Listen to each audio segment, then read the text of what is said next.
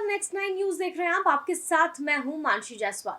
राजस्थान की सियासी उठापटक के बीच सचिन पायलट आज अनशन पर बैठने वाले हैं। जी हाँ, अनशन पर बैठते ही जो है सुखविंदर सिंह रंधावा यानी कि जो प्रदेश प्रभारी है, उनका बयान सामने आया है। उन्होंने कहा है कि पायलट को बहुत कुछ मिला, सीधा अनशन करना गलत है।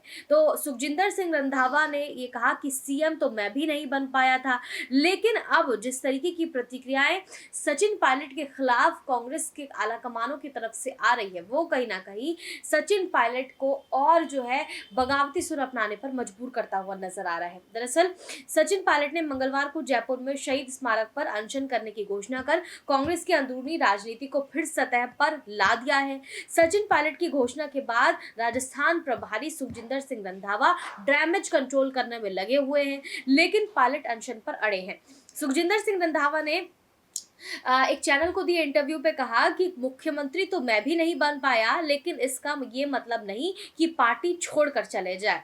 आपको बता दें, रंधावा ने कहा कि सचिन पायलट 1.25 साल डिप्टी सीएम रहे, तब करप्शन का मुद्दा क्यों नहीं उठाया। मेरे से मुलाकात से में कभी उन्होंने करप्शन पर बात नहीं की। पार्टी प्लेटफॉर्म पर बात करने की जगह सीधे अनशन पर बैठना गलत है। तो सचिन पायलट पर निशाना साधते हुए रंधावा इस वक्त नजर आए। हालांकि रंधावा ने कल जो बात कही थी अपने बयान में, वो ये कहा था कि वो सचिन पायलट से मुलाकात करेंगे, उनसे बात करेंगे और जो मसला है वो हल करने की कोशिश करेंगे, लेकिन ऐसा कुछ होता हुआ नजर इस वक्त नहीं आ रहा है। तो डैमेज कंट्रोल करने में इस वक्त रंधावा लगे हुए हैं। उन्होंने कहा कि सचिन पायलट ने मुझसे कभी इस मामले में कभी बात नहीं की। मैं जब भी आता हूँ उनसे बात होती है, मिलते हैं, लेकिन कभी जिक्र तक नहीं किया। पायलट खुद डिप्टी सीएम रहे, उस वक्त उन्होंने ये बात क्यों नहीं उठाई। अनशन करने से पहले उन्हें मेरे सामने तो ये मुद्दा रखना चाहिए था। मैं सीएम से बात करता, फिर भी समाधान नहीं होता तो वो अनशन करते, तब बात समझ आती। पार्टी प्लेटफॉर्म पर बात रखने की जगह सीधे अनशन पर बैठना गलत है।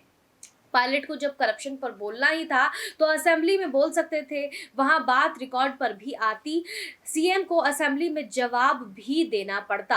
अनशन पर बैठने के फैसले से पहले पार्टी को प्लेटफॉर्म पर बात रखनी चाहिए थी। तो रंधावा ने सीधे तौर पर सचिन पायलट पर निशाना साधा और ये कहते हुए वो नजर आए कि सचिन पायलट को अनशन पर बैठने से पहले सोचना चाहिए था और हमसे बात करनी चाहिए थी कि इस मसले का हल निकल सकता था। लेकिन अपनी ही सरकार के खिलाफ वो जिस तरीके से अनशन कर बैठे हैं, वो कहीं ना कहीं गलत नजर आता है।